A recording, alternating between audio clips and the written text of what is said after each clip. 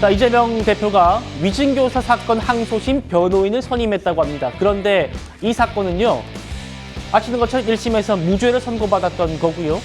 징역형을 선고받았던 선거법 사건은 아시는 것처럼 국선 변호인이 지금 선정됐습니다. 그 통지를 받고도 아직 이 사건에 대해서는 선임비를 내지 않고 있어서 논란인 겁니다. 선거법 1심 직후에 이재명 대표의 육성 만나보시죠. 현실의 법정은 아직 2번 더 남아있고, 그리고 민심과 역사의 법정은 영원합니다. 항소하게 될 것입니다. 기본적인 사실 인정부터 도저히 수긍하기 어려운 그런 결론입니다.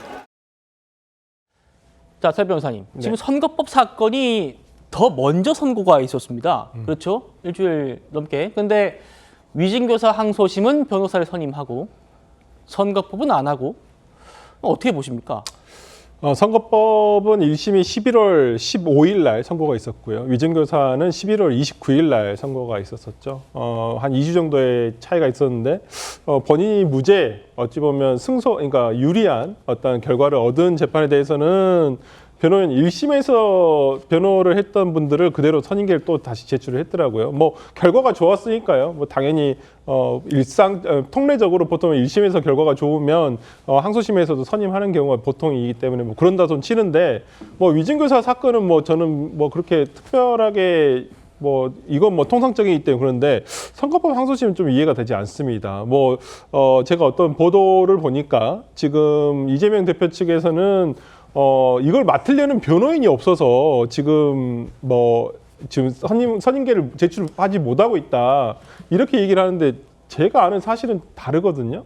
이미 제가 알기로는 변호인들을 상당히 많은 변호인들을 접촉한 걸로 알고 있고, 그런데 제가 약간 좀 태업을 하고 계시는 건 아닌가. 그러니까 저는 이재명 대표가 항상 얘기하지만은 국민에게 올바른 선택권을 준다는 의미에서라도 공직선거법 항소심은 좀 빨리 마무리될 수 있도록 한 게 맞다고 봅니다. 네. 아니, 언제 시작될지 모르는 조기 대선이지만은 어떤 피선거권이 없어서 후보도 못 나올 사람이 어찌 보면 어떤 그 재판이 연기가 늘어졌다는 이유만으로 어떤 후보자로 나와서 당선이 된다고 한다면 그건 유권자의 올바른 선택권을 방해하는 행위 아닙니까? 저는 그런 부분이기 때문에 좀 이재명 대표가 변호인 선임 문제, 어떤 절차적인 문제로 조금 계속 지연시킨 듯한 뉘앙스를 주는 것은 저는 본인에게 별로 좋은 선택은 아니다라고 봅니다. 예, 구 변호사님. 지금 국민의힘에서는 이재명 대표가 변호사비가 부족해가지고 뭐 한쪽은 선임하고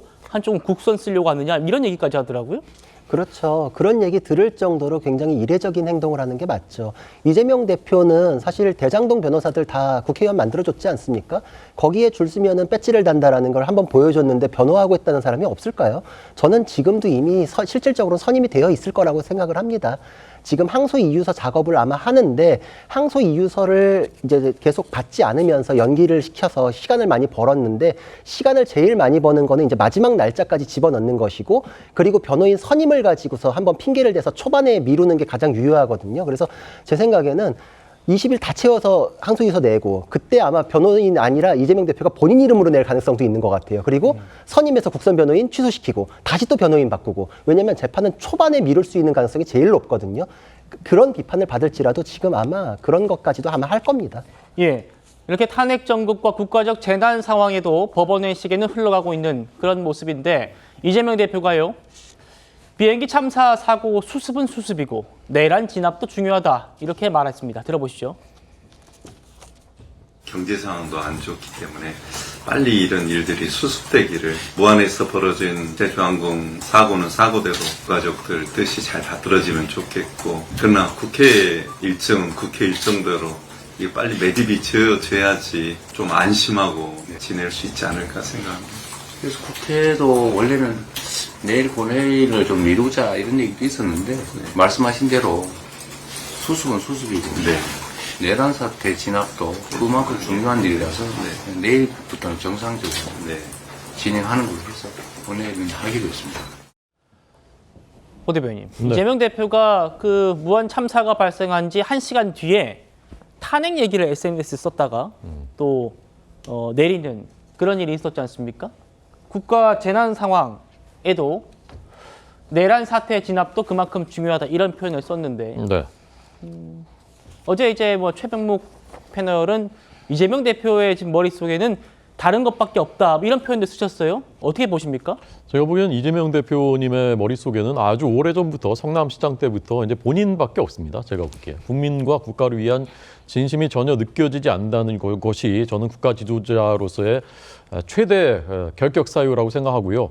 그 외에도 뭐 헌법도 무시하고 법률도 무시하고 너무나 많죠. 그리고 내란을 진압한다 이렇게 말씀을 하시는데 내란인지는 법원에서 최종적으로 판단하겠죠. 그리고 그것은 과거에 지나간 일입니다. 그리고 거기에 대한 법적인 판단이 남아 있습니다. 지금 현재 내란은 정부를 무정부 상태로 만들고 내란의 정의가 뭡니까? 강압으로 헌법기관의 권능 행사를 무력하게 하는 것이 내란이지 않습니까? 국헌 문란이지 않습니까? 그렇게 하고 있는 것이 지금 누구입니까? 그것부터 저는 진압해야, 현재 내란부터 진압해야 된다고 생각합니다.